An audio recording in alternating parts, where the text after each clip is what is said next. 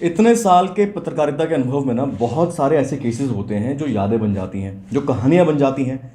सुनाने में भी मज़ा आता है और सुनने में भी मज़ा आता है। कुछ ऐसे ही केसेस की कहानियां जो हम अक्सर चाय पर चर्चा करते हैं, डिस्कस करते हैं कि अरे वो केस हुआ था उसका क्या चल रहा है अब, ये केस हुआ था उसका क्या चल रहा है अब। लेकिन इस केस से जुड़ी हुई जो जानकारी होती है, अगर आप भी सुनेंगे तो सिर्फ आपको इंटरेस्ट नहीं आएगा बल्कि कुछ अवेयरनेस भी आएगी। बिल्कुल आएगी। इसीलिए हम चाह रहे हैं कि कोई ऐसा इन्वेस्टिगेशन और केस जिसकी रिपोर्टिंग आपने भी की हो। 99 की बात है गौरव, मैंने 1999 की, हाँ उस समय पत्रकारिता की शुरुआत ही थी और लकीली मैं कोर्ट कवर करता था, तो एक ऐसा केस सामने आया। किस ब्रांड में थे उस समय आप? मैं उस वक्त अमर उजाला में होता था। अमर उजाला में, ठीक है। जब मैंने शुरुआत की तो उस समय एक केस मुझे जो सीखने को जिससे मुझे बहुत ज़्यादा मिला, वो केस था शिवानी भटनागर मर्डर केस। पत्रकार Shivani Bhatnagar high profile brand में काम कर रही है, आखिर उसका मर्डर हो गया और ऐसे में सनसनी फैल गई, किसने कर दिया मर्डर, कौन इसमें आरोपी है। तमाम पुलिस भी लग गई, दिल्ली पुलिस पूरी तरह से उस समय काफ़ी एक्टिव रही कि भाई कौन है मर्डर। 99 में मर्डर हुआ, उसकी बॉडी उसके फ्लैट में मिली, नवकुंज अपार्टमेंट में, मंडावली थाना। ऐसे में एक पत्रकार की हत्या होना पुलिस के लिए सरदर्द, और इन्वेस्टिगेशन भी एकदम फेयर रहनी चाहिए। कैन यू इमेजिन गौरव, इस केस में 3 साल तक कुछ नहीं हुआ। मतलब 3 साल निकल गए, 2002। कुछ नहीं हुआ, कोई आरोपी नहीं पकड़ा गया। और ये केस ऐसा लगा शुरुआत में जब सुर्खियां बनी मीडिया की कि क्या वाकई पकड़ा जाएगा कातिल, कौन है ये, इतना डिले क्यों हो रहा है। जो भी जब एक पत्रकार के साथ ऐसा हो रहा है तो दिल्ली पुलिस पे उंगली उठी होंगी कि आम आदमी की तो कोई सिक्योरिटी है ही नहीं। बिल्कुल। तो ऐसे में आखिर 3 साल बाद ऐसा क्या हुआ कि एकदम मामला क्रॉप्ड अप हुआ। उस समय कमिश्नर होते थे राधेश्याम गुप्ता, और उस समय मामला खुला और उस समय सबसे पहला आरोपी था Ravikant Sharma, IPS officer, Haryana cadre का।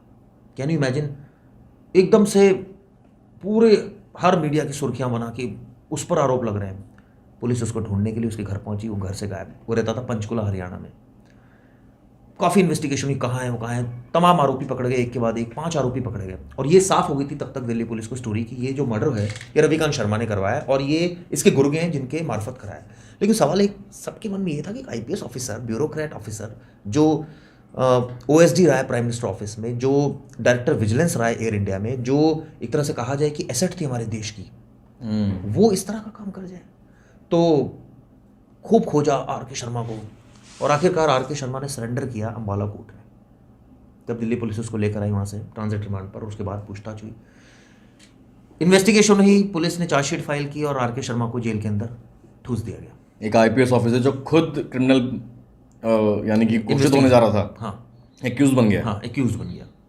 और उसके बाद जब ये पूरा वाकया सुर्खियाँ बना तो जाहिर तौर पर उस समय मैंने कवर कर रहा था, कड़कड़ुमा कोर्ट में वो आता था, मुझे याद है, टॉल, लंबा एकदम, और बिल्कुल सोफेस्टिकेटेड देखने में, साथ में उसकी 2 बेटियां साथ में होती थी, और वो उसकी वाइफ मधु शर्मा, वो सिर्फ पत्रकारों को डराती धमकाती रहती थी।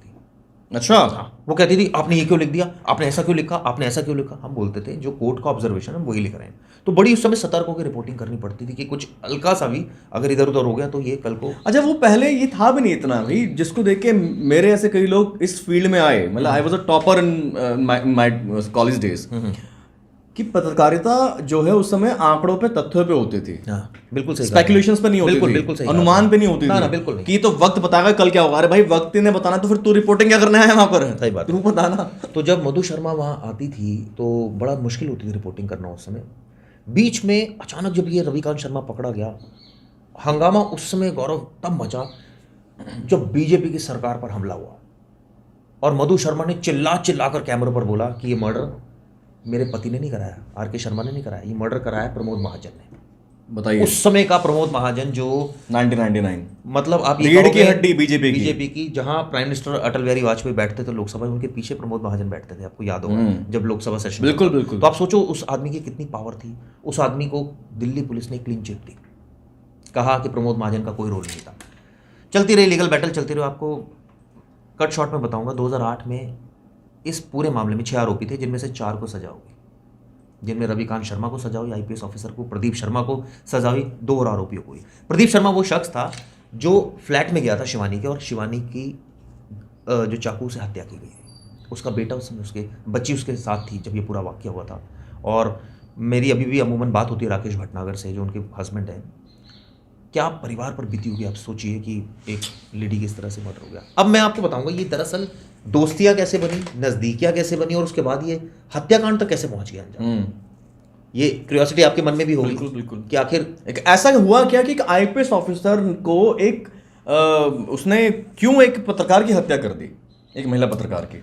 जब दोस्ती की बात करूंगा, जब इनकी दोस्ती शुरू हुई जब ये प्राइम मिनिस्टर ऑफिस में ओएसडी होता था, कुछ ही महीने रहा ओएसडी, तब शिवानी भटनागर पीएमओ कवर करती थी। तब नज़दीकियाँ बढ़ी, काफ़ी सारी खबरें निकली वहाँ से, और आपको पता है लिंक से ही खबरें निकलती, तो वहाँ से खबरें काफ़ी आती थी। तब ये लगा कि इन दोनों की बहुत नज़दीकियाँ हैं, प्यार बढ़ा। मैं खुद उस समय कोर्ट भी कवर करता था, मुझे याद है कि दोनों मैरिड थे, दोनों मैरिड थे, दोनों प्रोफेशनल थे, दोनों हाईली क्वालिफाइड, और दोनों एक अच्छे ओहदे पे, स्टेटस वाले पे काम कर रहे थे। लेकिन दोस्ती थी, वो उनकी पर्सनल लाइफ है। उसके बाद शिवानी लंदन जाती है और वहाँ उसके बच्चे को जन्म देती है, और ये बात वो रविकांत शर्मा को बताती है। तो रविकांत शर्मा का बिहेवियर बहुत खराब था उस समय उसकी। अच्छा, इनको बच्चा हुआ था रविकांत शर्मा से? नहीं, रविकांत शर्मा से नहीं, इनको एक्चुअल में शिवानी को बच्चा हुआ। लेकिन लोगों ने ये बोला जो आप अभी आपके मन में भी एक सवाल आया, और ये तक कहा गया कि उस समय कई बार हो जाता है ना, रिपोर्टर जो है बात घुमा के बोल देते हैं, तो ऐसा लगता है। ऐसी बातें भी हुई, और ऐसा केस अगर आज हुआ होता तो मसाला बना देते पूरा। उसके बाद जब ये सब हुआ तो इनकी दूरियां क्यों बढ़ी, ये आरोप लगते हैं। ऐसा चार्जशीट भी कहती है कि शिवानी ने कहा कि अब मैं तुझे एक्सपोज कर दूंगी। तो आखिर एक्सपोज कर दूंगी तो आपने कुछ उसको सीक्रेट्स दिए हैं, डॉक्यूमेंट्स दिए, या कुछ ऐसी चीज़ थी जिससे रविकांत शर्मा को डर लगने लगा। तो ये आरोप लगा कि रविकांत शर्मा ने एक प्लानिंग करी, प्रदीप शर्मा को हायर किया, वो गया, वो मार के आ गया। और ये पूरा मामला कैसे खुला था? सिर्फ और सिर्फ टेक्निकल सर्वेलांस पर, सिर्फ मोबाइल रिकॉर्ड पर दोनों की बातचीत में दिल्ली पुलिस ने उनको पकड़ लिया था। वहाँ एंट्री स्टैब्लिश हो गई थी प्रदीप की, ये साफ हो गया था। इनके कनेक्शन स्टैब्लिश हो गए थे, इनके दोनों में प्यार था, ये स्टैब्लिश हो गया था। तो ये सारी बातें थी जब मामला। लेकिन इस मामले में सबसे बड़ा उलटफेर कब हुआ, ये सवाल भी आपके मन में रहा होगा। 3 साल तक कुछ हुआ ही नहीं पहले तो हुआ नहीं, और फिर अचानक हुआ तो 10 साल तक आर.के. शर्मा जेल में रहा, और अचानक फिर पलट गया मामला। ये पलटा ऐसे कि हाई कोर्ट ने इस मामले में, can you imagine, Ravikant Sharma को एक्विट कर दिया और कहा कि रविकांत शर्मा का इस पूरे मामले में कोई रोल ही नहीं था। सिर्फ प्रदीप के ऊपर आरोप लगे कि उसने मारा, लेकिन किसके कहने पर मारा, क्यों मारा, ये आज तक प्रूव नहीं कर पाई दिल्ली पुलिस। और कैन यू इमेजिन, ये केस अभी भी इसका कोई आउटकम नहीं है। तो यानी ये कहा जाता है who killed Shivani Bhatnagar, only Pradeep, and why he killed, क्यों मारा उसको, उसके पीछे का मोटिव क्या था। तो ये ऐसा मामला था जिसमें अफसरशाही बेनकाब हुई, जिसमें पुलिस पर तमाम सवाल खड़े हुए, जिसमें मीडिया, क्योंकि मीडिया इन्वॉल्व थी। तो ये एक तरह कहा जाए कि लोकतंत्र के सारे स्तंभ इसमें इन्वॉल्व थे, और ये इतना हाई प्रोफाइल हो गया था कि प्रमोद महाजन का इसमें नाम सामने आया था। मुझे एक चीज़ और याद है, कड़कड़ुमा में जज थे राजेंद्र शास्त्री, मैं खुद वहाँ गया था कवर करने, तो उन्होंने एक बात बोली थी और बहुत ही रोचक है ये सुनने वाली।